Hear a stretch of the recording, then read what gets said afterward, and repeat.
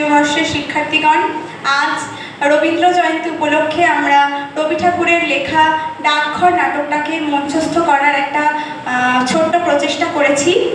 আজ এই নাটকে আমি প্রিয়াঙ্কা ভাঙ্গি অমলের চরিত্রে অভিনয় করেছি।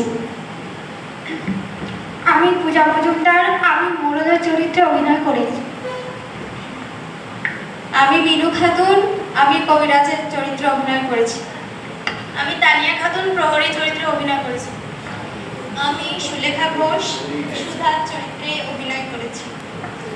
আমি রিয়া সরকার, আমি দোয়েলা চরিত্রে অভিনয় করেছি।